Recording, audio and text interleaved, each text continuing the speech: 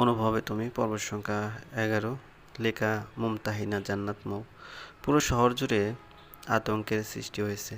একের পর এক খুন, রাহাজানি, কে করছে এই খুন বা কারা জড়িত এখন পর্যন্ত তাদের কেউ ধরতে পারছে না, কারণ খুনিরা এমন নিখুঁতভাবে সব খুন করছে যার কোনো প্রমাণ নেই। তবে যারা যারা এই খুনকে দেখেছে তাদের বর্ণনার সাথে অতসীর দেখা সেই সন্ত্রাসীদের পুরো মিল আছে। পুলিশের ধারণা এর সাথে কোনো গ্যাং জড়িত আছে, তা না হলে একা কারো পক্ষে এত খুন করা সম্ভব না। পুরো পুলিশ ডিপার্টমেন্টের জন্য সেই সন্ত্রাসীদের খুঁজে বেড়াচ্ছে, কিন্তু অতসী সেই ছেলেকে কোনোভাবেই সন্ত্রাসী বলতে পারছে না।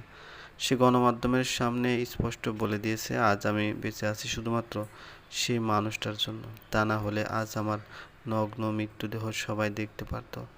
সেজন্য আমার চোখে সে কখনোই খুনি হতে পারে না। শুধু শহর জুড়ে আতঙ্ক সৃষ্টি হয়নি, আতঙ্ক এখন বার্চিটিতেও ছড়িয়ে পড়েছে। বার্চিটিতেও এখন একের পর এক খুন হচ্ছে, বিশেষ করে বার্চিটির নির্বাচনের আগে অগণিত লাশ পাওয়া যাচ্ছে। ছাত্রনেতা আহসানকে কেউ কিছুই বলছে না, অথচ তার দিকে সবার আগে আঙ্গুল তোলা উচিত। পুরো পুলিশ ডিপার্টমেন্টে একদম হাত পা গুটিয়ে বসে আছে, কারণ তাদেরকে মোটা অঙ্কের টাকা দিয়ে থামিয়ে রেখেছে আহসান বাহিনী। তমাল ছিল আহসানের একমাত্র প্রতিদ্বন্দ্বী, তবুও আহসানকে ধরা হলো না। বিনা অপরাধে শাস্তি ভোগ করছে আয়ন। তমাল মারা যাওয়ায় আহসান এবার ফাঁকা মাঠে গোল দেবে, কারণ আহসানের বিপক্ষে কেউ ভোটে দাঁড়ানোর সাহস পাচ্ছে না।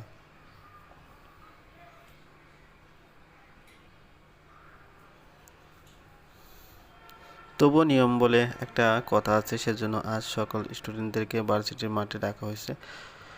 আজ ফাইনাল ডিসিশন নেওয়া হবে কে হবে এবার আহসানের প্রতিদ্বন্দ্বী। ভার্সিটির সকল ডিপার্টমেন্টের স্টুডেন্ট মাঠে চলে গেল, অতসী আর তার বন্ধুরাও চলে গেল, কারণ সবাই বেশ এক্সাইটেড কে হবে এবার আহসানের প্রতিদ্বন্দ্বী। হঠাৎ অতসী খেয়াল করলো ইভান আর তার বন্ধুরা দূরে দাঁড়িয়ে আছে। হয়তো আলোচনা শুরু হলে তারপর আসবে ওনারা। হ্যাঁ, তাই হলো। আহসান আর তার সহপাঠীরা মঞ্চে উপস্থিত হওয়ার সাথে সাথে ইভান আর তার বন্ধুরাও সবাই যোগ দিল। ছাত্র নেতারা নির্বাচন নিয়ে কথা বলতে লাগলো। এক পর্যায়ে সহসভাপতি বলল, এখন পর্যন্ত কেউ অ্যাপ্লিকেশন জমা দেয়নি, আজকেই শেষ দিন।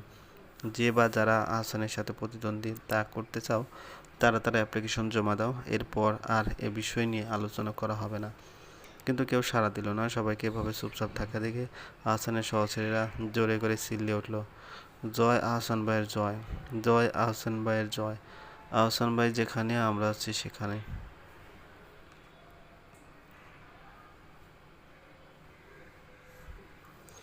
অথচ হঠাৎ তার বান্ধবীদের বলল, আচ্ছা ইভান ভাইয়া তো বেশ পরিচিত, কম বেশি সবাই ওনাকে চেনে, উনি কিন্তু আহসানের বিপক্ষে দাঁড়াতে পারেন, আমি নিশ্চিত উনি জিতবেন।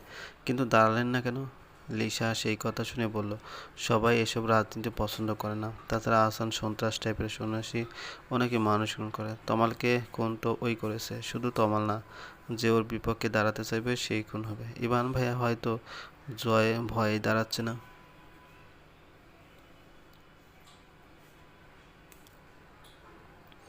অতসী তখন বলল, আমার কিন্তু তেমনটা মনে হচ্ছে না, ইভান ভাইয়া মোটেও হাসানকে ভয় পায় না, এর পিছনে অন্য কোনো রহস্য আছে। কী রহস্য?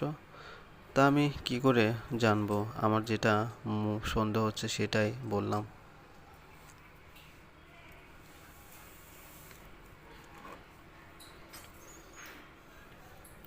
আলোচনা সভা শেষ হওয়ার সাথে সাথে ইভান আর তার বন্ধুরা চলে গেল। হঠাৎ অতসী তার বান্ধবীদের বলল, তোরা একটু দাঁড়া, আমি যাবো আর আসবো। এই বলে অতসী ইভানের কাছে চলে গেল।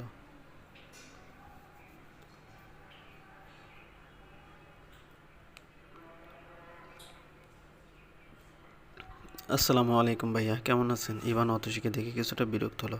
এ মেয়ে কেন এভাবে তার পিছু পড়ে আছে? ইভান কেন উত্তর দিল না, কিন্তু ইভানের বন্ধু দিশান বলল, তুমি আবার এসেছো? জি ভাইয়া, আসতে হলো।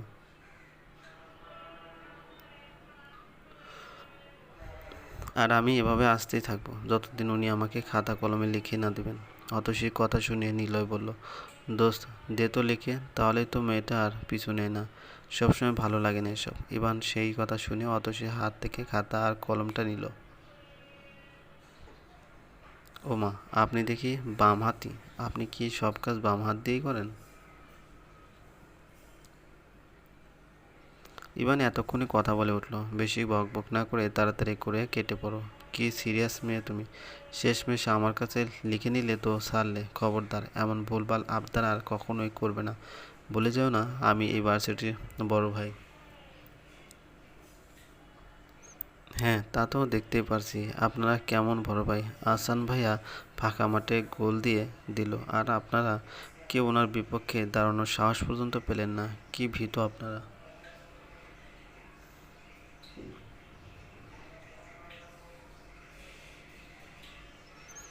ইভান সেই কথা শুনে রাগে চোখ বড় বড় করে তাকিয়ে রইল। বোঝা যাচ্ছে ভীষণ রেগে আছে সে। শুভ্র, নিলয়, দিশানও রেগে গেল, কিন্তু তারা অযথা কোনো কথা না বলে ইভানের হাত ধরে সেখান থেকে চলে গেল। অথচ ভীষণ খটকা লাগলো এভাবে অপমান করাতেও এরা কোনো কিছুই বলল না।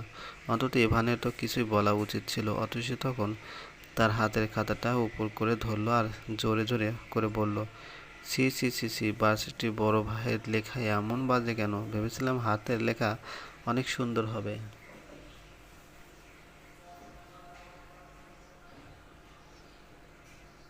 কিন্তু এ কি? কথাগুলো বলেই অতসী সেখান থেকে চলে গেল। ইভান এবার আর চুপ করে থাকতে পারল না। সে দৌড়ে এসে বলল, এই মেয়ে দাঁড়াও, কি বললা তুমি? আমার হাতের লেখা বাজে? অতসী কিছু বলার আগে শুভ্র এলো সেখানে। সে ইভানের হাত ধরে বলল, দোস্ত বাদ দে তো এসব মেয়েদের কথা, আমাদের অনেক কাজ আছে কিন্তু। এই বলে সে ইভানকে পাঠিয়ে দিল আর অতসীকে বলল, তোমার কাজ হয়ে গেছে, যাও এখন। আর কোনো সময় যেন আমাদের কাছে আসতে না দেখি, তখন ব্যাপারটা ভীষণ খারাপ হয়ে যাবে। কারণ 2 দিন থেকে আমি তোমার বেয়াদবি দেখতেইছি। ইদানিং তোমার অনেক সাহস বেড়ে গেছে, সো বি কেয়ারফুল। অতসী সেই কথা শুনে আবার হাঁটা শুরু করলো। তবে শুভ্র কথা শুনে সে আজ ভীষণ লজ্জিত হলো।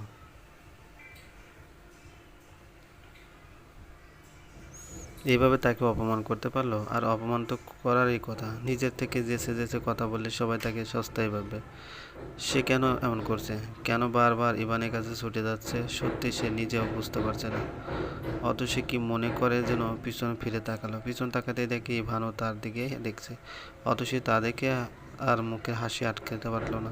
মুচকি একটা হাসি দিয়ে উঠল। ইভান তা দেখে ভীষণ লজ্জা পেল। সে সাথে সাথে তার চোখ ফিরিয়ে নিল, কারণ সে কখনোই এটা আশা করেনি যে অথচ তার দিকে তাকাবে।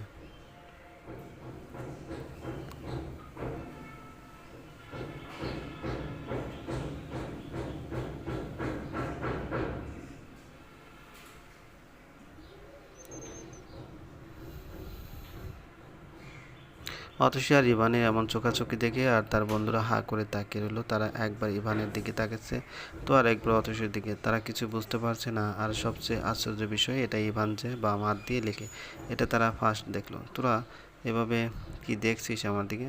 দিশান সেই কথা শুনে বলল, দোস্ত তুই কি লুকাচ্ছিস কিছু? কি লুকাবো? তোরা একটু বেশি বেশি বুঝিস। চল, আমাদের দেরি হয়ে যাচ্ছে। তীব্র তখন বলল, আচ্ছা এসব কিছু বাদ দে তো তোরা। তার আগে ইভান একটা কথা বল, তুই কবে থেকে বাম হাত দিয়ে লিখছিস? না মানে তুই কি আজকাল বাম হাত দিয়ে আবার খাবারও খাচ্ছিস? ছি, কি বলছিস এসব? বাম হাত দিয়ে খেতে যাবো কেন? তাহলে বাম হাত দিয়ে লিখলি কেন? তোকে তো কখনো বাম হাত দিয়ে লিখতে দেখিনি। ডান হাতে কাটা গিয়েছে, সেজন্য বাম হাত দিয়ে লিখলাম। সিম্পল ব্যাপার, কই দেখা দেখি। এই বলে ইভানের ফ্রেন্ডটা ডান হাত দেখতে লাগলো। হ্যাঁ আসলে তো ইভানের ডান হাত কাটা গিয়েছে।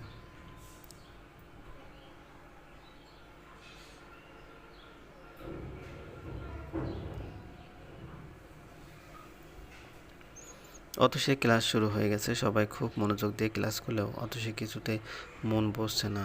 সে জানালা দিয়ে বাইরের দিকে দেখছে আর বিভিন্ন বিষয় নিয়ে চিন্তা করছে। তার অয়ন ভাইকে কিভাবে নির্দোষ প্রমাণ করা যায়, আর কিভাবে তার মুখ এই কথাটা মনে হতে অতসী লিসাকে বলল, দোস্ত একটা হেল্প করতে পারবি কি? কেউ যদি কাউকে ভালোবাসে কিন্তু সেটা যদি প্রকাশ না করে, তাহলে কিভাবে তার মুখ থেকে কথাটা বের করা যায়? আগে বল মানুষটা কে? কার মুখ থেকে কথা বের করতে হবে? পারবি কি না বল, না পারলে বল। হঠাৎ অতসীর টিচার বলল, ইউ স্ট্যান্ড আপ। কথা বলছো কেন? অতসী ধীরে ধীরে দাঁড়ালো আর বলল, না স্যার, বলছি না। আমি দেখলাম তোমরা দুইজন কথা বলছো আর তুমি। দাঁড়াও। নিশা দাঁড়িয়েই বলল, আসলে স্যার আমরা পড়া নিয়ে আলোচনা করছিলাম। অথচ বুঝতে পারছে না, তাই আমার কাছে জানতে চাচ্ছে। অতসী তখন লিসাকে একটা চিমটি কেটে বলল, সবার সামনে কি বললি এটা?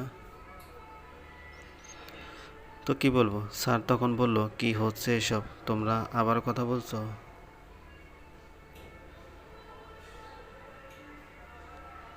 হঠাৎ ক্লাসরুমে অতসীদের ডিপার্টমেন্টের দপ্তরি আসলো। তিনি এসে বললেন, স্যার আসসালামু আলাইকুম, বিজ্ঞপ্তিটা স্টুডেন্টদের শুনিয়ে দেওয়ার জন্য আসলাম। কিসের বিজ্ঞপ্তি? ফাইনাল ইয়ার স্টুডেন্টদের বিদায় অনুষ্ঠান উপলক্ষে একটা প্রোগ্রামের আয়োজন করা হয়েছে।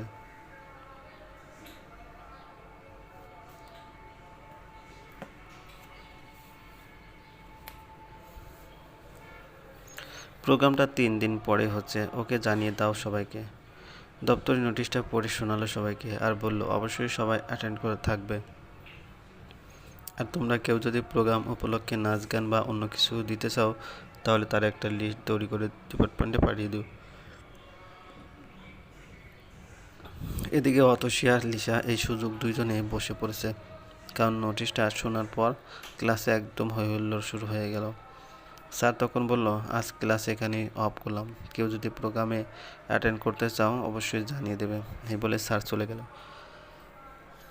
অতসীর বান্ধবীরা নেহা আর লিসা ভীষণ এক্সাইটেড, কারণ তারা ঠিক করেছে প্রোগ্রামে অংশগ্রহণ করবে। নেহার গানের গলা ভীষণ সুন্দর আর লিসা তো নৃত্য পারে, বিশেষ করে হিন্দি গানের তালে তালে তার ডান্স সেই সুন্দর হয়। প্রোগ্রাম নিয়ে অতসীর কোনো মাথা ব্যথা নেই, কারণ সে নাচ গান কিছুই পারে না, তবুও সে ভীষণ এক্সাইটেড। অতসী আজ ভীষণ উৎফুল্ল মন নিয়ে বাসায় প্রবেশ করলো, কিন্তু বাসায় ঢুকতেই দেখে সবাই একসাথে বসে আছে। অতসীর আম্মু কাঁদছে আর তার দাদি তাকে সান্ত্বনা দিচ্ছে। মুহূর্তের মধ্যে অতসীর সব আনন্দ মাটি হয়ে গেল। সে তার আম্মুর কাছে গিয়ে বলল, কি হয়েছে আম্মু, কাঁদছো কেন? অতসী আম্মু সেই কথা শুনে অতসীর গলা ধরে বলল, অয়নের সাজা বেড়ে গেছে, কারণ অয়নের পক্ষে কোনো সাক্ষী নাই। তানিম তখন বলল, আসলে এটা সব ছাত্রনেতা আহসানের হাত, ওর ভয়ে কেউ সাক্ষী দিচ্ছে না, কারণ অয়ন নির্দোষ প্রমাণ হলে পুলিশ আবার নতুন করে তদন্ত শুরু করবে।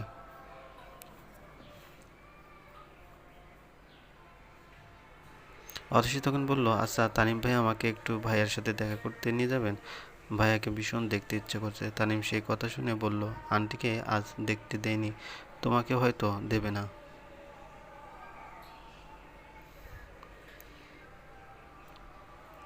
তবে আমি চেষ্টা করছি, যে করেই হোক দেখা করাবো, চলবে। গল্পটি ভালো লাগলে অবশ্যই লাইক করবেন, কমেন্ট করে জানিয়ে দেবেন। চ্যানেলে যদি নতুন হয়ে থাকেন অবশ্যই সাবস্ক্রাইব করবেন, পাশে থাকা বেল আইকনটি প্রেস করে রাখবেন যাতে নতুন নতুন ভিডিও আপলোড করার সাথে